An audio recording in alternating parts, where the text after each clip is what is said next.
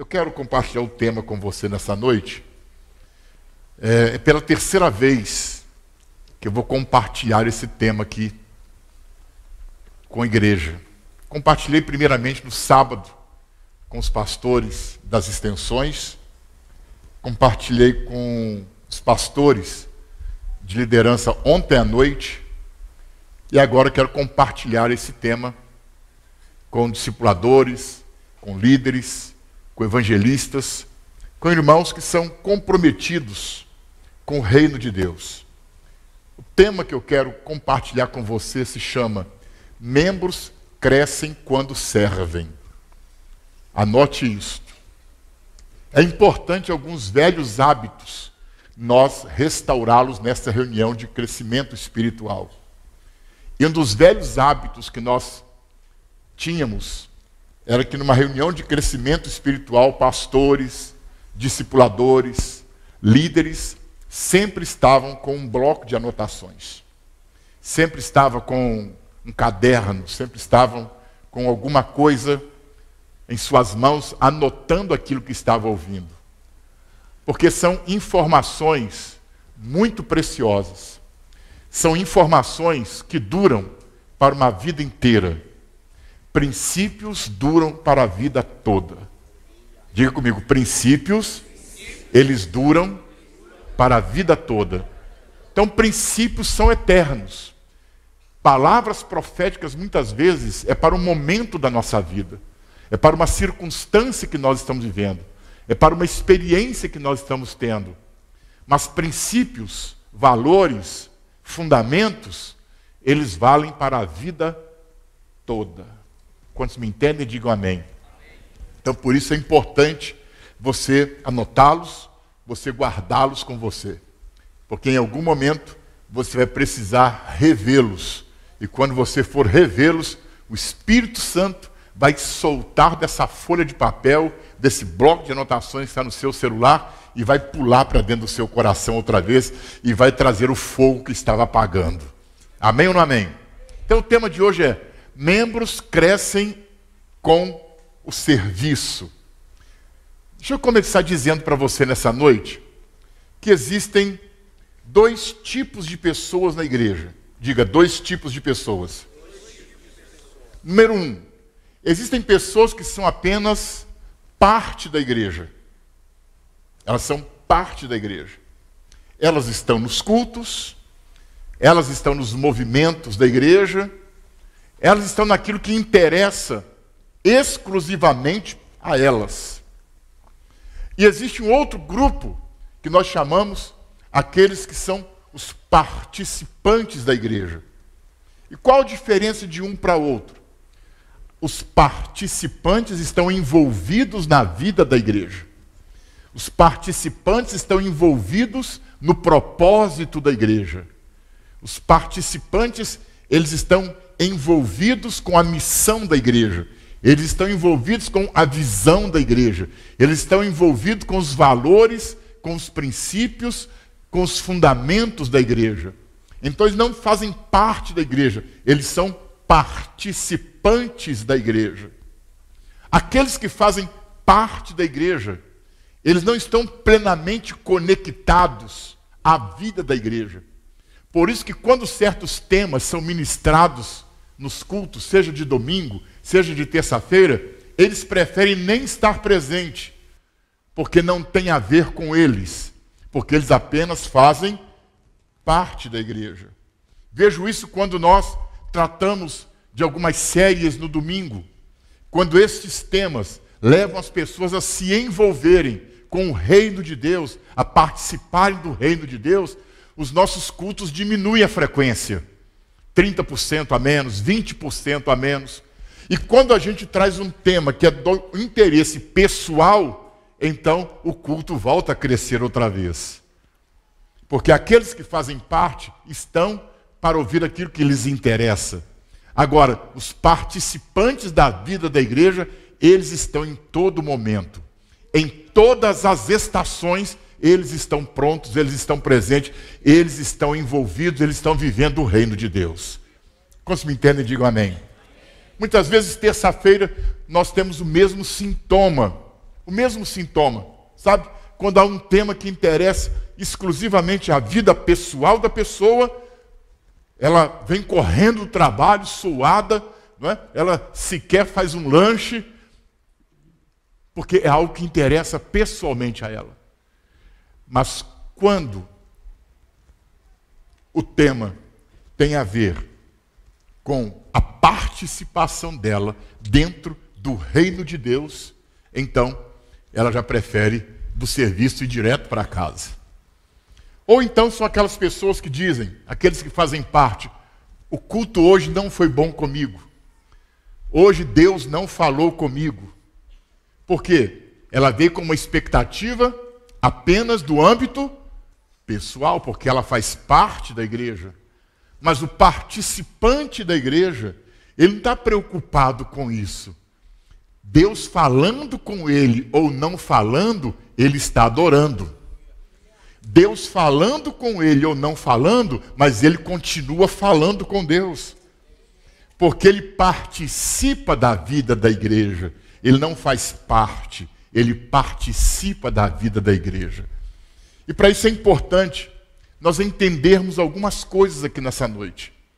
A nossa reunião dessa noite, ela vai estar mesclada.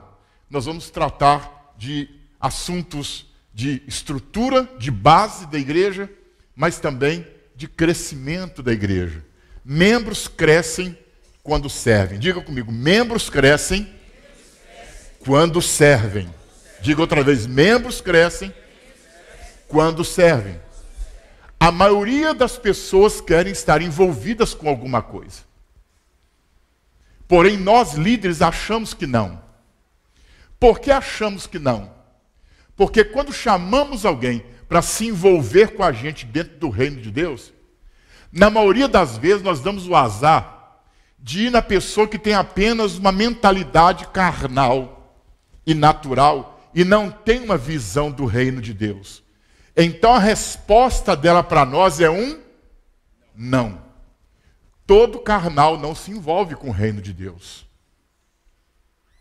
Ele só faz parte do reino de Deus. Aí nós damos o azar daqueles 2 primeiros, aqueles 3 primeiros, ou aquela primeira pessoa que nós chamamos para se envolver com a gente no reino de Deus, cai exatamente nessas pessoas. É como se jogasse um balde de água fria nas nossas intenções. Aí, através dessas 3 pessoas que deram uma negativa para nós achamos então que todos os demais são iguais. Quantos estão me entendendo? Aí você já viu aquele pastor, aquele líder de célula, porque esse povo, já viu o pastor falar isso? Já viu o líder de célula falar, porque aqueles irmãos da minha célula, não, ele está se referindo a 2 ou 3, mas ele tem 6, ele tem 7, ele tem 8. Mas ele está julgando os outros 4 pelos 2 que disseram não. Ele está julgando os outros 10 por 3 que disseram não. Eu quero dizer para você que lá no meio daqueles 4, lá no meio daqueles 10, lá no meio daqueles 8, existem pessoas que querem estar comprometidas com o reino de Deus. Elas querem estar fazendo alguma coisa. Elas querem estar servindo. Quando estão me entendendo, digam amém. Porque se nós estamos em pleno exercício, há crescimento. Quando nós não estamos em exercício, nós vamos atrofiando. Há poucos dias atrás, vocês viram o ex-presidente Bolsonaro, que estava hospitalizado, e pela idade dele, poucos dias que ele ficou de cama, ele já teve dificuldade para caminhar. Então os médicos, os fisioterapeutas, tiveram que colocá-lo para andar. Porque se ele ficasse todas essas semanas, esses dias, deitado, ele teria dificuldade quando ele se levantasse. Porque quando você para, quando você não exercita, você começa a atrofiar. Então a verdade da morte espiritual de muitas pessoas dentro da igreja é por falta de exercício espiritual. É porque não jejuam, é porque não oram e é porque não servem quando há um chamado para o reino de Deus. Quando estão me entendendo, diga amém. Quando nós estamos em atividades, não importa as adversidades, não importa as dificuldades, não importa os desafios, não importa os nãos, não importa. Nós estamos em pleno exercício, e isso aumenta a nossa fé, isso aumenta a nossa capacidade, isso desenvolve a nossa vida. Vou te falar uma coisa, pessoas que correm de problemas, elas nunca crescem. Porque o crescimento está em você resolver um problema. Quando você resolve um problema, você avança. E existem pessoas que preferem deixar o problema lá e não resolvê-lo.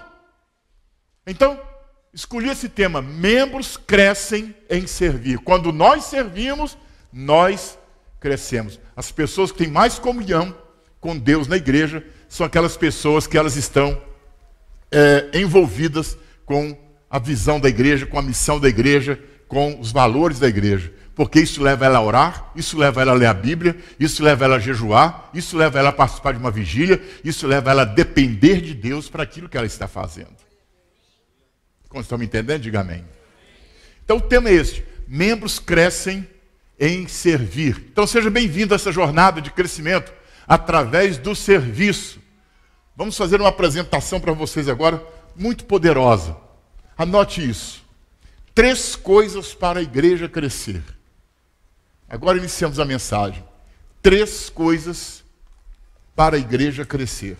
Anote. 3 coisas para a igreja crescer. Primeiro, eu abro com uma pergunta. Você é pastor dessa igreja? Você é um discipulador nessa casa? Você é um líder de célula? Você é um evangelista? Você é um servo? Você está envolvido com essa casa, com a vida de Deus dentro dessa casa. A primeira pergunta que eu te faço é: qual é a nossa missão? Qual é a missão da igreja Casa da Bênção? Qual é a nossa missão? Esse é o ponto de partida para que nós possamos desenvolver a nossa vida dentro do ambiente em que nós estamos nele.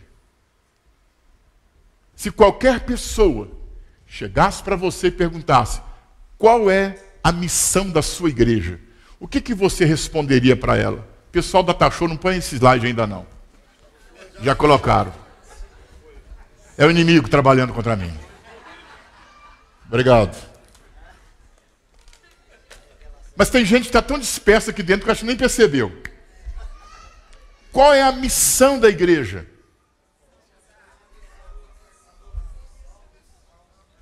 Esse é o ponto de partida. Se nós não temos o conhecimento da missão, se nós não sabemos onde nós estamos e para onde nós estamos indo, então nós não temos uma jornada. E se nós não temos uma missão, pessoas que não têm uma missão, como elas vivem? Me digam. Pessoas que não têm uma missão, como elas vivem? Deixa eu clarear isso para você. Se amanhã você não tivesse que sair para o seu trabalho, o que você estaria fazendo? Porque amanhã você tem uma missão. Levantar às 5 horas da manhã, levantar às 6 horas da manhã, sei lá que horas. Você tem uma missão amanhã. A loja onde você trabalha, o emprego que você tem, o negócio que você tem. Amanhã tem coisas que você precisa fazer lá. Mas se você não tivesse uma missão para amanhã, o que você faria? Bispo, amanhã eu ficaria em casa o dia inteiro assistindo Netflix.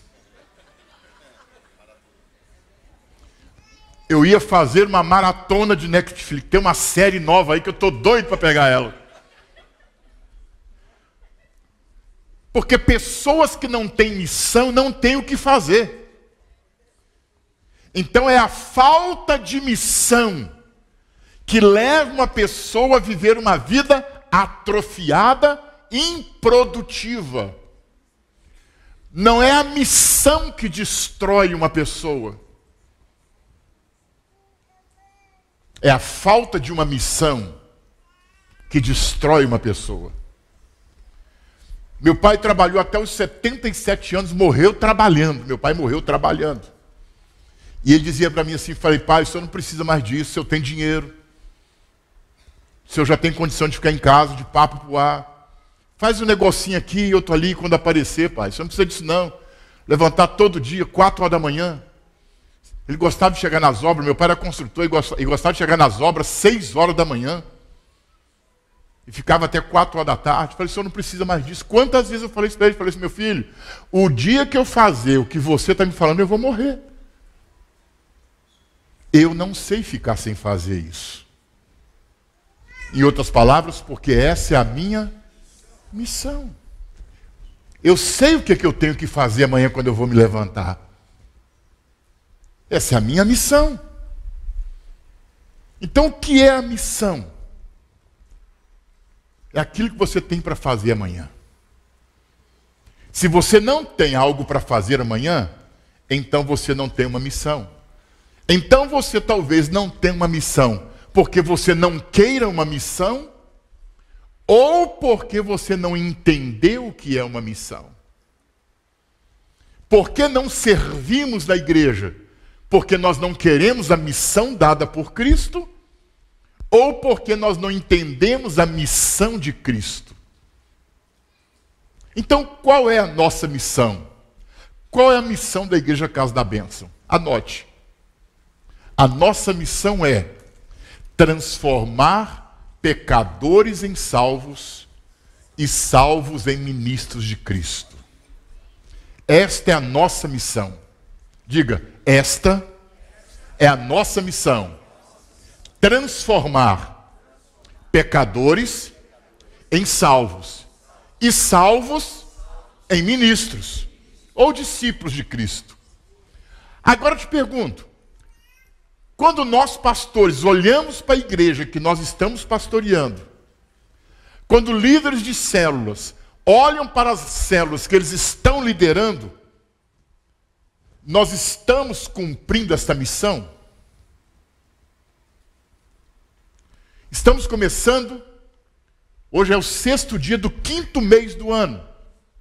Então, se buscarmos os últimos 4 meses que passaram, janeiro, fevereiro, março e abril, quantos pecadores nós transformamos em salvos? E quantos desses salvos nós estamos treinando eles para serem discípulos, para serem ministros de Cristo? Então, se nesses últimos 4 meses eu não transformei, a minha célula não transformou, a igreja que eu sou pastor não transformou, o grupo de discípulos que eu tenho não transformou pecadores em salvos, e não está transformando salvos em ministros, então nós não estamos vivendo uma missão. Se esta é a nossa missão, nós estamos vivendo qualquer outra coisa menos a nossa missão. As células existem para comunhão, as células existem para relacionamento, mas principalmente para transformar pecador em salvo. Se a sua célula não está transformando pecadores em salvos, então ela não tem uma missão. Ou ela tem uma missão que não é a missão dessa casa. Porque a missão dessa casa é transformar pecadores em salvos e salvos em ministros de Cristo. É isso que nós temos como missão. Existem outros ministérios que não têm essa missão. Existem outros ministérios que a missão deles é roubar ovelhas de outras igrejas para encher a igreja deles. É a missão deles ser ladrão. Tudo bem. Se entendem que deve ser assim, que façam. Mas nós não vamos deixar a nossa missão para imitar a missão de outro. Quem está me entendendo, diga amém. Outra missão dele é reunir um grupo de pessoas e começar a rodar, dançar, pular, fazer pirueta, plantar bananeira. Eles entendem que esta é a missão deles.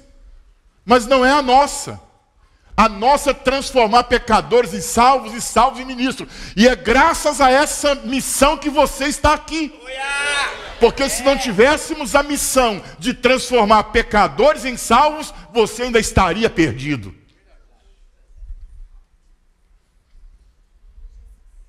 Você está aqui por causa da missão dessa casa. E hoje você é um pastor, hoje você é um líder de célula, você é um discipulador, você é um evangelista, você está sendo participante do reino de Deus. Porque isso está gerando vida e poder na sua vida.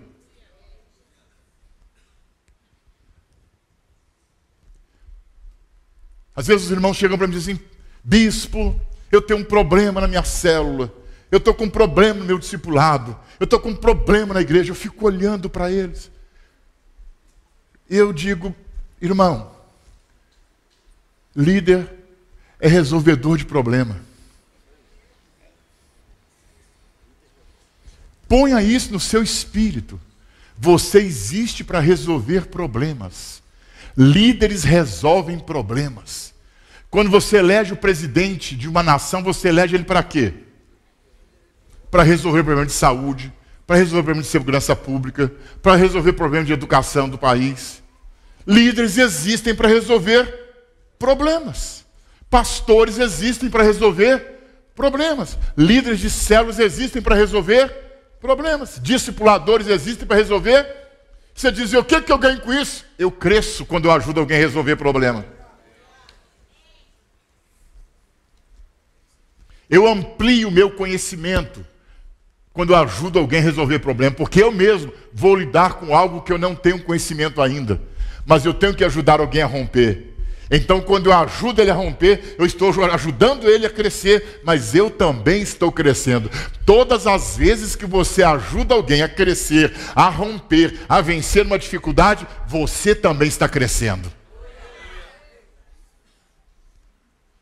Então, esta é a nossa missão. Diga: a nossa missão é... Eu quero ouvir um coral. A nossa missão é transformar pecadores em salvos e salvos em ministros de Cristo. Qual é a missão da Igreja Casa da Bênção? Vamos lá. Transformar pecadores em salvos, salvos em ministros de Cristo. Quando qualquer pessoa perguntar para você qual é a missão da sua igreja, o que você vai responder para ela? A nossa missão é transformar pecadores em salvos, salvos em ministros de Cristo. Então é importante você estar aqui dentro, olha para mim. É importante você estar aqui dentro, sabendo qual é a nossa missão. Sabendo para onde nós caminhamos. Quem está me entendendo? Aí, para essa pessoa que deve ser crente de outra igreja, que te perguntar isso, você pergunta para ele assim: e qual é a sua? Ele não vai saber te dizer. Porque a maioria das pessoas estão em algum ambiente, estão em algum lugar e não sabem nem por que estão ali. Foram levados pelo oba-oba, por uma circunstância, pela conversa de alguém. Eu gosto muito de uma palavra do apóstolo Paulo. Olha isto. Paulo diz assim: eu sei em quem eu tenho crido. Então eu preciso conhecer a missão da casa que eu estou nela. Então por que fazemos encontros com o amor de Deus? Para transformar pecadores em salvos. Por que fazemos reencontros? Para transformar esses salvos em ministros. Por que fazemos cursos de CCE? Para afirmar a fé das pessoas. Por que fazemos CTD? Para transformar salvos em ministros. Por que fazemos CMD? Para enviar esses ministros. Então percebe que aqui na Casa da Bênção, tudo que nós fazemos porque temos uma missão. Não fazemos encontros por acaso. Não temos um curso de CCE porque é bonito. Não temos um CTD porque queremos mostrar o quanto a Casa da Bênção tem de conhecimento. Não, nós estamos formando pessoas para viverem uma missão. Digam aleluia. Essa é a primeira coisa que você precisa saber. Qual que é a nossa missão mesmo?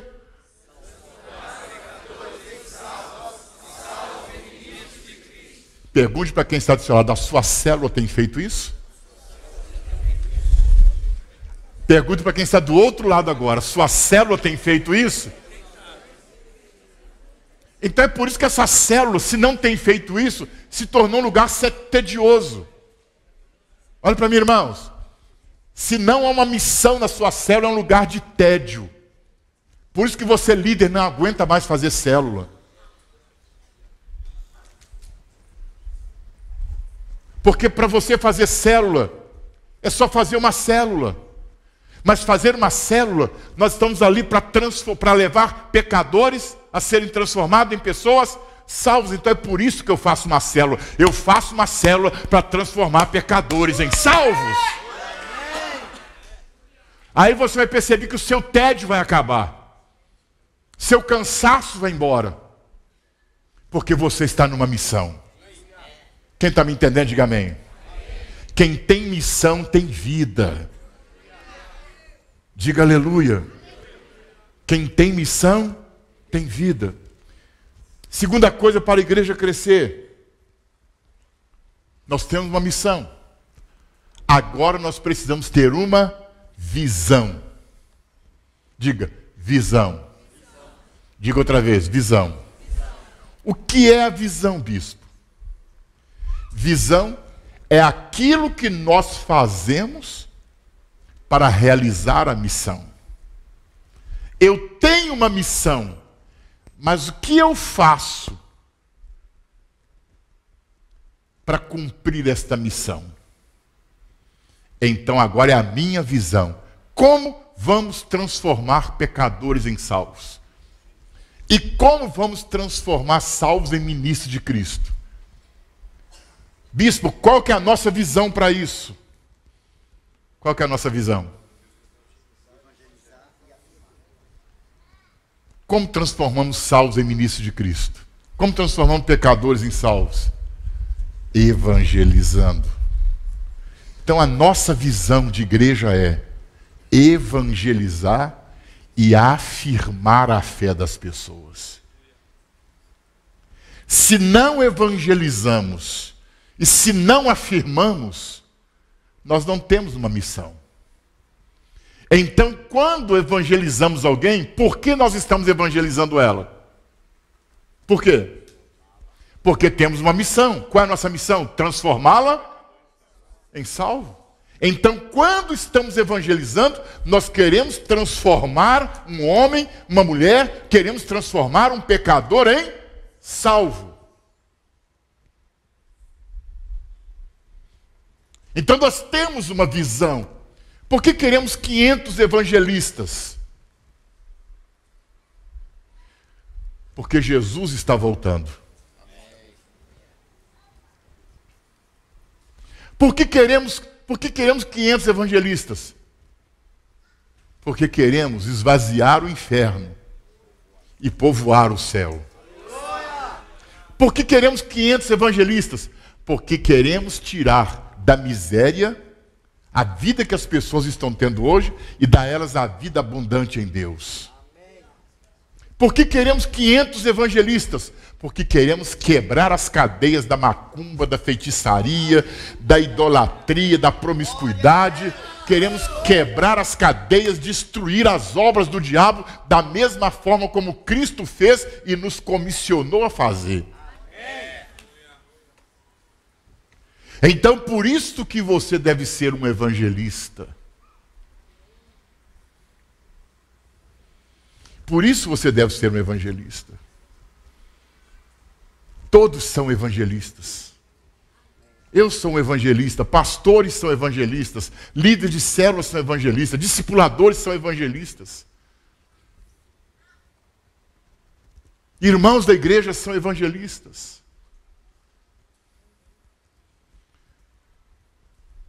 Alguns que têm menos funções na igreja, outros têm mais funções.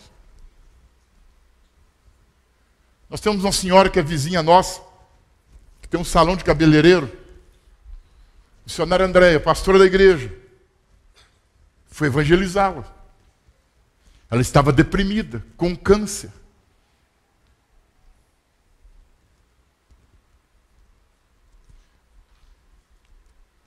E ela foi e evangelizou essa senhora. Ela foi curada. Está vindo aos cultos da igreja no domingo. Porque todos nós somos evangelistas. Quem está me entendendo, diga amém. Então, qual que é a nossa visão? A nossa visão é evangelizar e discipular. Fala comigo. Repita após mim, né? Vou perguntar para você. Qual é a nossa visão? Outra vez. Qual que é a nossa visão? Por que nós evangelizamos e afirmamos a fé das pessoas? Porque temos uma missão. Diga aleluia. Quantos têm essa missão aqui? Levante a mão. Digam aleluia. Só com vocês nós já impactaríamos essa cidade. Diga aleluia. Terceiro.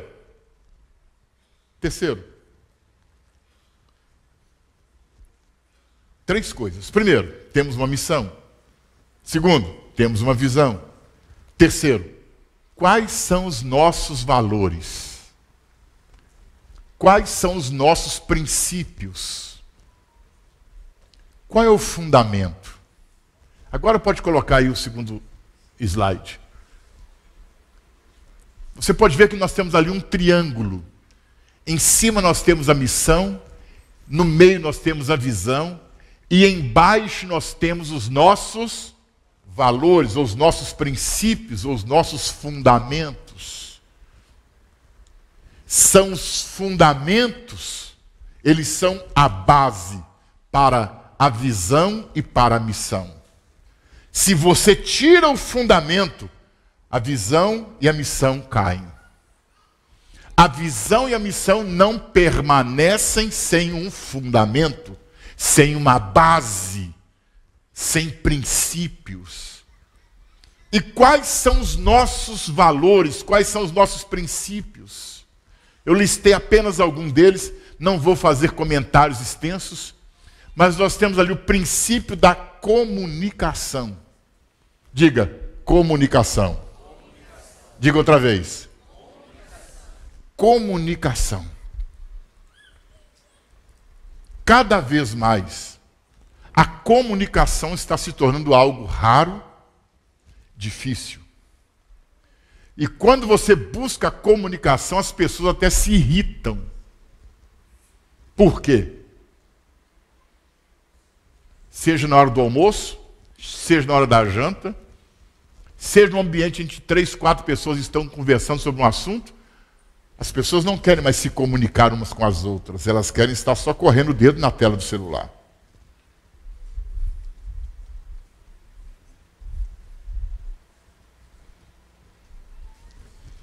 Ontem pela manhã eu estava orando, e o Espírito Santo me falou uma coisa. Eu disse, Senhor, por que nós não estamos tendo uma resposta?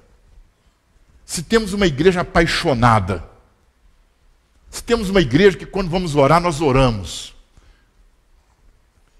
Se quando nós chamamos, ela se apresenta. O Espírito Santo me disse algo muito profundo. Vocês estão com problema de relacionamento. Falta de comunicação entre pastor e discipulador. Relacionamento rompido entre pastores de supervisão e pastores de extensão.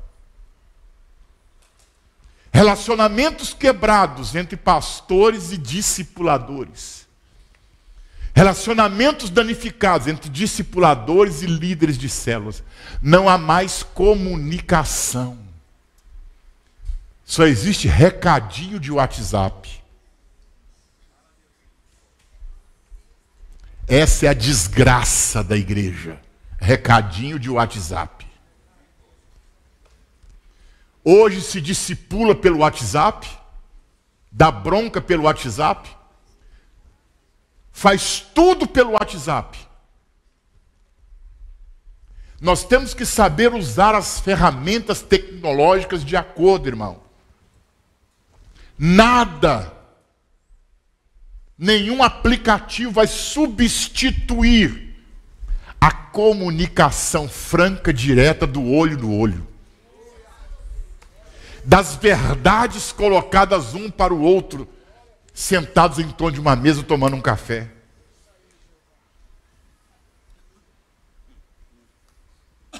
Uma vez eu fiquei alguns dias sem responder um amigo meu que mandou uma mensagem pelo WhatsApp.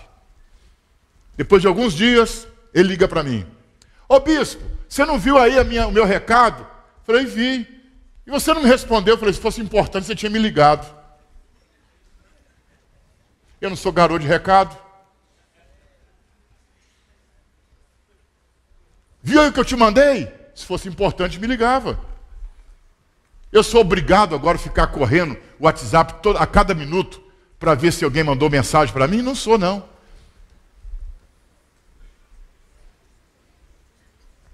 Existem coisas que se trata com um aviso, com um recado. Mas, irmãos, comunicação é coisa muito importante. Famílias são destruídas por falta de quê? Comunicação. Hoje eu não vejo uma comunicação tão franca, aberta e alegre em muitos pastores com a sua base aqui na igreja. Porque terminavam o culto antes, eles se juntavam, tiravam fotos, celebravam, se alegravam. Eu fico olhando. Hoje o pastor vai para um lado, os discipuladores vão para outro. Tem alguma coisa errada aí. Onde está o relacionamento? Onde está a alegria, o abraço por celebrar um domingo, onde as células daquela liderança vieram para a igreja? O Espírito Santo me falou isso, e vocês vão ter que resolver esse problema, pastores. O problema se resolve de cima para baixo, não é de baixo para cima, não. Salmo 133 é muito claro. Coloca aí para mim, Salmo 133, tem irmão que nem sabe. Vamos lá, projeta, Salmo 133, 1. Olha o que ele diz. 1, 2, 3.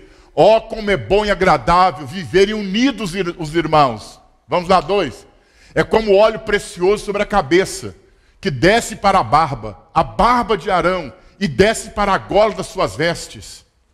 É como o orvalho do Hermon, que desce sobre os montes de Sião. Ali o Senhor ordena a sua bênção e a vida para sempre. Então as coisas não acontecem de baixo para cima, as coisas acontecem de cima para baixo. Então somos nós, pastores, que resolvemos com os nossos discipuladores, não são eles que resolvem com a gente? São os discipuladores que resolvem problemas de relacionamento com os seus líderes, não são eles? São os líderes que resolvem problemas com os irmãos da célula, não são os irmãos da célula. Quem está me entendendo? Porque o óleo cai primeiro aonde? Não é no pé, subindo para a cabeça. Cai da cabeça e vai chegar até o pé. Quantos me entendem, digam amém. Amém. Digam aleluia. Então há problemas de relacionamento, de níveis de liderança nesta casa que precisam ser reunidos, porque isso é princípio. Onde não há comunicação, há uma interferência de Satanás. Ele se põe entre um e outro e gera um mal-estar. E é todo mundo fingindo que está bem um com o outro, quando na verdade não está. Há pastores e discipuladores aqui que ainda esta semana precisam procurar algumas pessoas da sua liderança para resolver essas questões. Não é ficar se escondendo, é hora de se expor. É hora de se expor. O irmão te recebendo ou não, você tem que ir lá. É hora de se expor. Porque esse é um princípio para você manter uma visão e uma missão. Nós temos o princípio da excelência, diga excelência. O que é excelência? Excelência é fazer as coisas com capricho. Diga capricho. Diga outra vez. Diga outra vez. Diga outra vez. Capricho. O que é capricho? Você chega na casa de uma pessoa e você já descobre se ela é caprichosa ou não. Meio-dia a cama está desarrumada.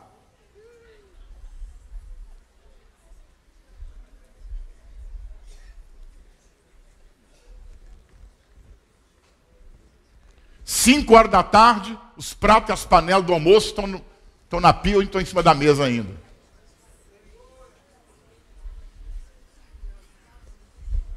Chegou da rua, tirou o sapato da sala, só no outro dia de manhã que foi mexer com aquilo. A casa é uma baderna. Eu ia falar outra palavra aqui. Você sabe o que eu ia falar, né? Começa com Z. A casa é uma baderna. Um tsunami dentro dessa casa. Ninguém tem capricho com nada. Não tem capricho. Aquela comida, meu Deus do céu. Toma aí, pessoal. Parece lavagem, está dando para os porcos dentro de casa.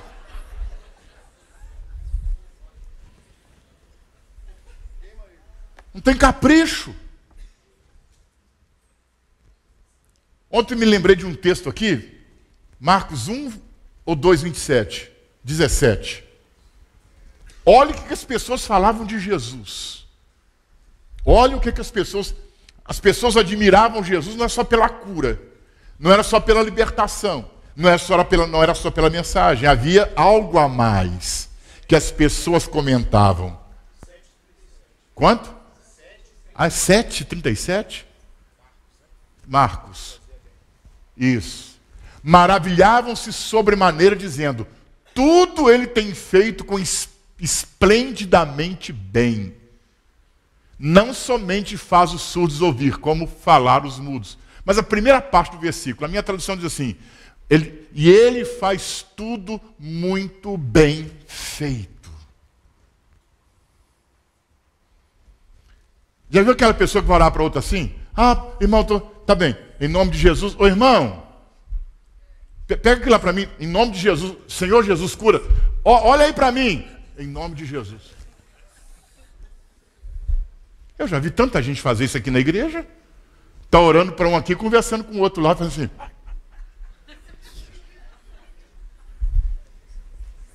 Então, quando nós falamos de excelência, de capricho, nossos líderes ainda jejuam para fazer uma célula. E como que você quer demonstração de poder de Deus numa célula, se você não tem um tempo de jejum para amarrar demônios? E para quando simplesmente você tocar naquele doente, ele ficar curado sem muito esforço. Aí o tempo que você não gasta orando, nem jejuando, você gasta com a mão na cabeça da pessoa.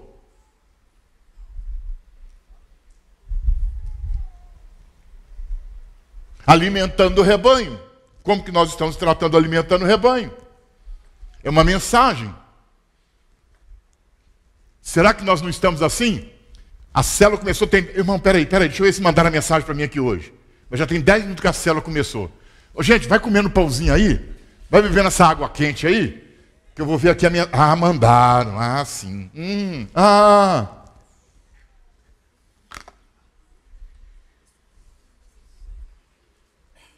Quantos estão comigo aqui, levante a mão.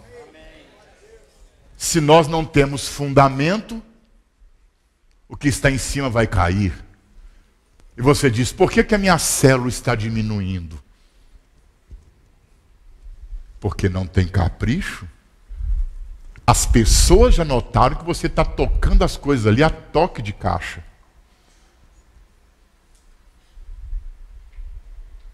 Quem está me entendendo, diga amém. Aí, irmão, você está desperdiçando a sua noite. Faz a sua noite de célula valer a pena. Fala para quem está do seu lado: faça a sua noite de célula valer a pena. Já que está lá, faz valer a pena. Leia, estude o Alimentando o Rebanho, jejue, coloque aquelas pessoas na mão do Senhor, e à noite, quando você falar, a sua palavra vai ser como uma chama de fogo que vai sair da sua boca. Quando você colocar a mão sobre alguém, sabe, o mal que está lá, doença, enfermidade, não vai resistir, é só tocar e o mal já foi embora. E você, oh meu Deus, eu estou tão poderoso assim.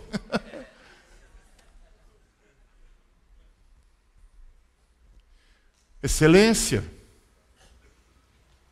Quem está me entendendo, diga amém. Comunicação, excelência. Respeito, honra. Eu não tenho tempo de tratar cada um. Prestação de contas é uma outra coisa sensacional. A maioria das pessoas não gostam de prestar contas. Eu dizia para os pastores aqui ontem, aqui também, hoje eu me sinto mais à vontade, que tem irmãos aqui da minha geração. Mas o pessoal da minha geração, se nós tínhamos que chegar em casa 9 horas da noite, 9h30, naquela época era seu horário, chegar em casa tarde era 9 horas da noite. E quando chegava 9h15, 9h30, sabe o que o pai da gente falava? Onde você estava? Com quem você estava? E o que você estava fazendo? Meu filho, moleque, tremia na base. Hoje o cara fala assim, eu não tenho nada que te prestar conta.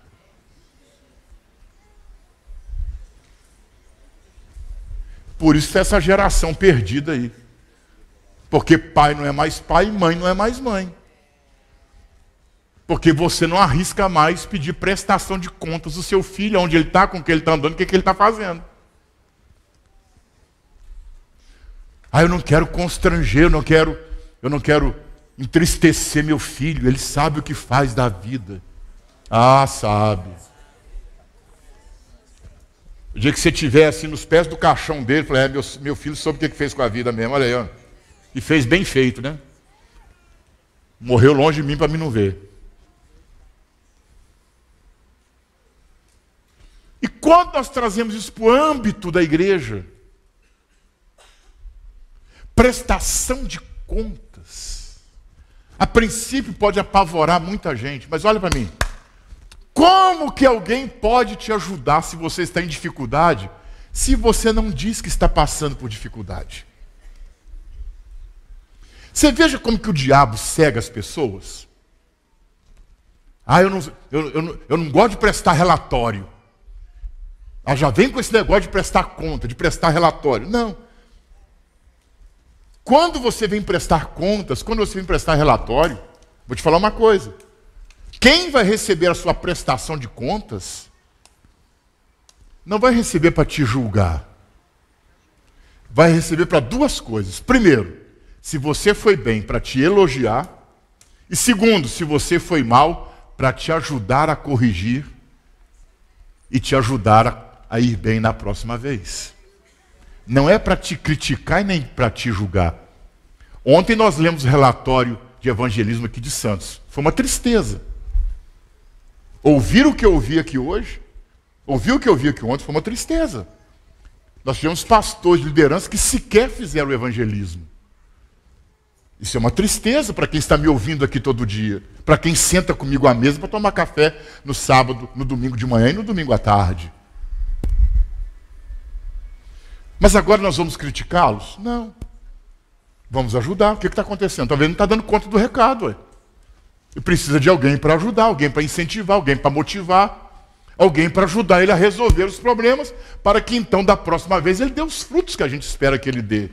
E que ele tem capacidade e unção para fazer. Mas talvez não esteja sabendo lidar com algumas coisas.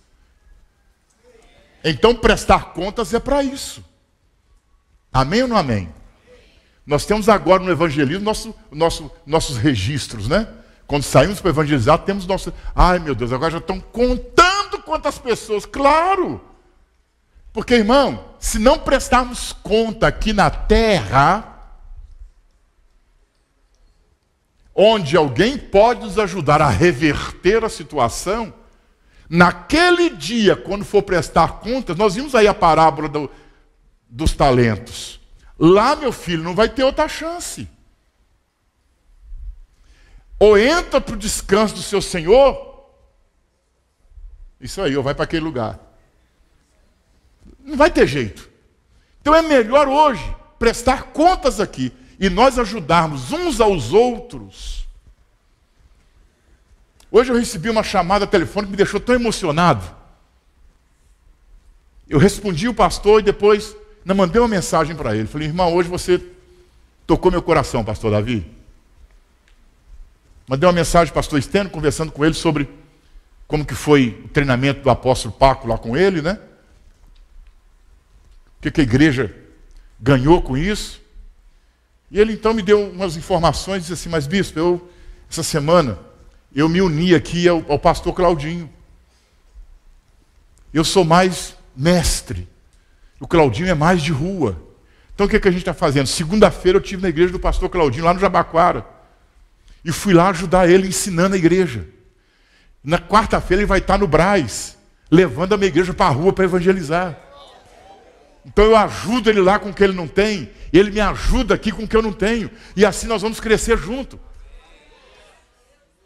Agora você sabe o que é isso? Aquela palavra ali assim, honra. Um está honrando o ministério do outro. Não estão competindo, estão honrando. O que eu tenho, eu te dou. O que você tem, você me dá. Existe cooperação entre os discipuladores aqui? Existe cooperação entre os pastores dessa casa? Existe cooperação entre os líderes de célula? Irmão, isso é tão dramático. Às vezes um líder de célula ganha uma alma que está a 5 quilômetros da casa dele, 5 quilômetros da célula. Aquela pessoa mora na outra quadra, onde tem uma célula. Ele prefere fazer essa pessoa andar 5 quilômetros toda semana para vir na célula dele e não transfere essa pessoa para aquela célula que está ali do lado. Pelo amor de Deus. Gente, nós estamos ganhando alma para Jesus. Não é para nós, não. Nenhuma dessas vidas vai ficar para nós. Pelo amor de Deus. Entrega lá, deixa alguém cuidar dele lá. São coisas tão simples, mas não tem honra. Quando eu pego alguém que eu ganhei, eu estou dando para alguém cuidar, eu estou honrando essa pessoa. Eu ganhei, mas cuida aí, irmão. Mora 5 quilômetros da minha casa, 10 quilômetros. Tem que pegar um ônibus para ir na célula, eu não aguento. Com o tempo ele vai esfriar, e não vai aguentar isso também não. Agora tudo é euforia, mas uma hora isso acaba. Cuida dele aí. Diga aleluia. Então nós estamos falando do que? De valores, comunicação, respeito, honra, obediência. Eu vou até tirar aquela palavra ali, obediência, vou trocar por submissão.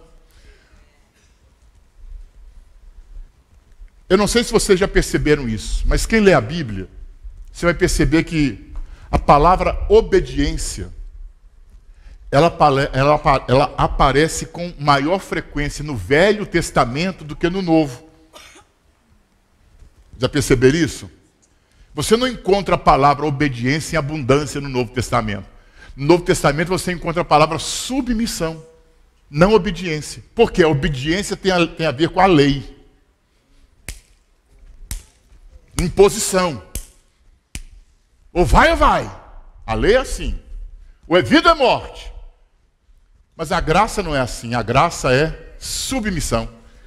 Bispo, qual a diferença de obediência para submissão? A submissão é a obediência voluntária. Eu decido servir a Deus. Eu escolhi servir a Deus. Eu quero servir o Senhor que me salvou. Isso é submissão. É uma obediência voluntária. Eu não estou fazendo por obrigação. Eu me dispus a servir. Diga aleluia. Nós temos transparência. Transparência geracional. Isso aqui é muito poderoso, irmão. Esse é um outro valor que faz parte dessa casa e que nós precisamos aprendê-lo a praticar. Transparência geracional. Olha para mim. O que significa transparência geracional? Vem cá, irmão. Aqui. Vem cá, esquilo. Já cresceu já. Já não é mais um esquilinho. Nós somos 2 homens de Deus maduros. Ele é uma nova geração. Quando essa nova geração apaixonada por Jesus,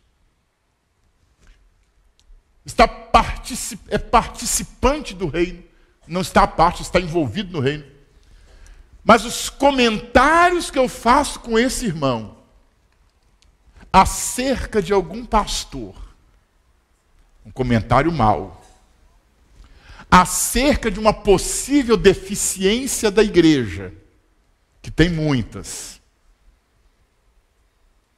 Às vezes as pessoas olham para a deficiência que tem dentro da igreja e não olham para a deficiência dentro da sua própria casa. Antes de você querer corrigir a igreja, corrija a sua casa. Não vem dar uma de fariseu aqui não. Antes de você falar que o banheiro da igreja está sujo, veja se da sua casa está limpo. Estou gostando, a RCE está voltando. Mas eu tenho aqui uma nova geração. Agora, o que eu estou tratando com esse irmão, que eu estou conversando com ele, olha o que eu estou plantando no coração dessa nova geração.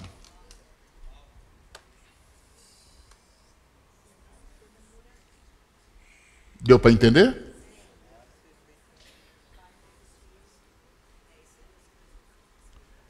Quer dizer para você, irmão, que em muitos casos nós temos que ser como aqueles 2 filhos de Noé que cobriu a vergonha do pai. Tem coisas na igreja que é vergonhosa mesmo. E nós temos que cobri-la.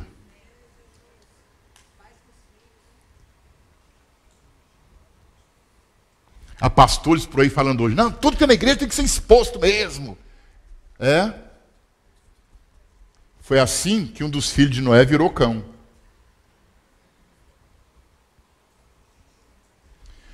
Como que nós estamos edificando a nova geração? Quais os nossos comentários? Estamos tratando eles com realidade ou com ficção? Estamos dando a eles um sonho ou um pesadelo?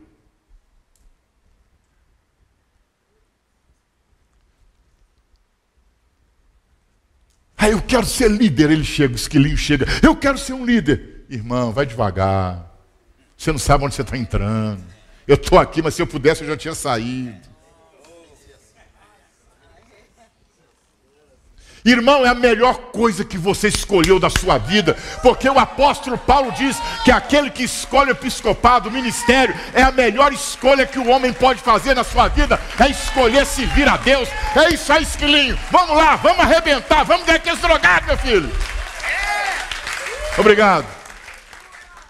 Eu tenho que ter essa transparência com a minha geração, e não ser uma tampa que amanhã vai impedir o crescimento deles.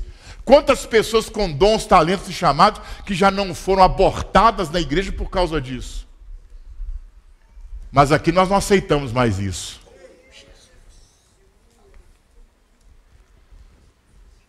É linha dura agora. Porque os princípios são para sempre. Quem está me entendendo, diga amém. 5 minutos eu termino. Verdade. Falamos de missão, falamos de visão e falamos daquilo que sustenta a visão e a missão, que são os valores que a igreja tem. Isso é casa da bênção. Se outras igrejas pensam assim, não sei, não quero saber, porque cada um de nós é que vamos dar conta a Deus daquilo que Ele colocou nas nossas mãos para fazer. Diga aleluia. E se Ele colocou vocês aqui nessa casa, poderia ter salvo você na Assembleia, poderia ter salvo você na Deus é Amor, poderia ter salvo você na Universal, na Lagoinha, no mar, no rio, sei lá. Hoje a igreja vira o nome de tanta coisa, né?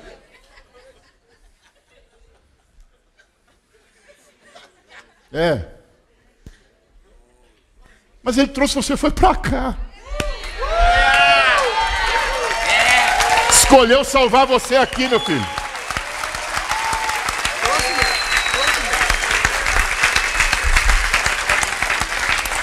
Quantas igrejas tinha perto da sua casa? Por que Ele não levou você para lá? Aí hoje, quando essas igrejas perto da sua casa ficam sabendo que você converteu, oi, fiquei sabendo que agora você é crente. Amém, não precisa andar tão longe assim não, a igreja está aqui, ó. Vou te dar um cargo. Já tirou o demônio, já curou, já fez tudo, né, irmão? Quem que não quer ovelha? Burro endemoniado ninguém quer. Agora ovelha, todo mundo quer. Mas aqui essa não é a nossa missão. Ah, bispo, vem gente de outra igreja para cá? É raro, né, gente? É raro, tem aí. É raro. Por que é raro? Porque essa não é a nossa missão. Veio, amém. Mas vem para servir. Amém? Para ser só um crente, fica onde estava. Não precisa ser, não. Veio para servir. Aí tudo bem. Junta as nossas forças, vamos trabalhar juntos para Jesus. Diga aleluia. Irmãos, deixa eu passar algo muito rápido para você aqui agora. Vamos falar da visão. Fala, evangelismo. Diga outra vez. Existem várias formas de evangelismo. Pastor Seba tem feito um trabalho brilhante. Parabéns, Pastor Seba, que é o nosso líder de evangelismo. Tem feito cursos, tem adestrado, tem ensinado, tem instruído, tem edificado, tem fortalecido, tem animado e tem mostrado como se faz. E aqueles pastores e aquelas lideranças que estão seguindo aquilo que o pastor Seba tem ministrado e tem ensinado, já estão começando a colher os primeiros frutos. E bons frutos. Espero que em breve todos nós estejamos colhendo muitos frutos. Mas já alguns pastores que estão tendo um resultado extraordinário. Apenas aprenderam, receberam, transferiram, treinaram o seu pessoal e estão fazendo de uma forma muito simples. Então nós temos um grupo de evangelistas na igreja que nós chamamos de evangelismo de tipo uma tropa de choque. Que uma vez por mês eles estão prontos para entrar numa área, estão prontos para entrar numa geografia, estão prontos para bater de porta em porta, estão prontos para parar alguém na rua, estão prontos para orar por alguém, estão prontos para abrir uma casa de paz. Esse é o nosso pelotão de tropa de choque, a nossa elite. Nós estamos trabalhando na vida deles, que são 325. Mas eu pergunto para vocês aqui, olha para mim, 5 minutos para eu terminar. Tiraram o relógio dali, deixa o relógio ali, irmão. Eu preciso da hora ali, senão eu vou embora. Eu vou embora assim no tempo. O relógio não me aguentou. Eu tenho 3 minutos. Foram tirar o relógio.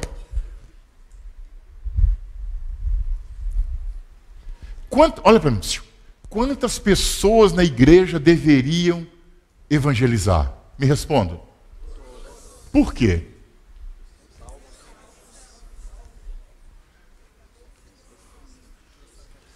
Quem na igreja deveria evangelizar? Coloca para mim, Marcos capítulo 16, versículo 17, rapidamente, eu só vou ler. Marcos 16, 17. Estes sinais acompanharão os que crerem. Então veja a expressão, quantas pessoas que estão na igreja que deveriam evangelizar? Todos. Quem? Os que creem. Como deveriam evangelizar? Expulsando os demônios e curando os enfermos. Então nós temos ali quantos, quem e como. Agora, pastor Seba, se você me permite, eu quero dar um treinamento de 1 minuto. Nós devemos ter aqui uns 500 irmãos nessa noite. E em 1 minuto vai sair daqui 500 evangelistas.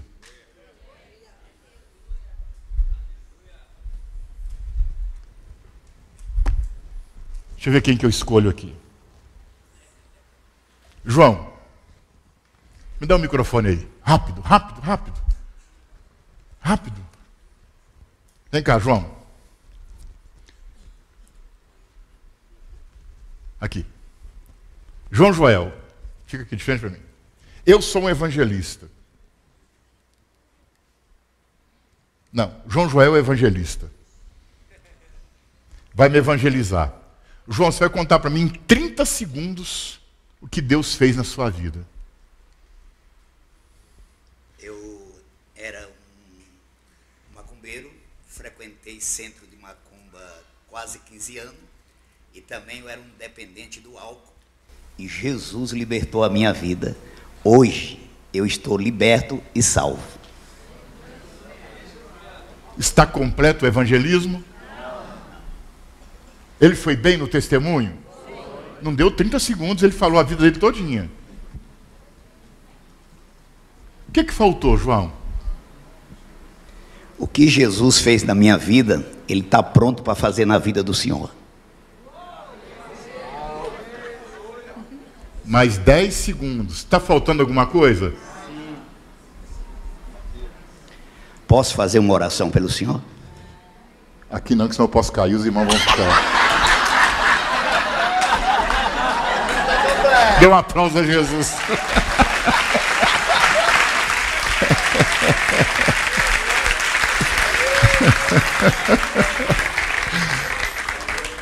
Vai que... Fica de pé. Quantos entenderam isso? Quantos desses você pode fazer por dia? Quantos desses você pode fazer por semana? Você pode fazer isso no açougue, você pode fazer isso na padaria, você pode fazer isso no seu trabalho, você pode fazer isso jogando bola, você pode fazer isso tomando banho de sol na praia, você pode fazer isso fazendo uma caminhada. Mas o quê? Na academia, no ônibus, na hora do almoço do trabalho. Mas aonde? Em qualquer lugar que você não precisa sair por aí. Com os vizinhos, na escola, bem lembrado, na faculdade, na escola. Em qualquer lugar você pode fazer isso todos os dias. No Uber. Se você não é parte da igreja, mas é participante dela, você vive o que a igreja prega.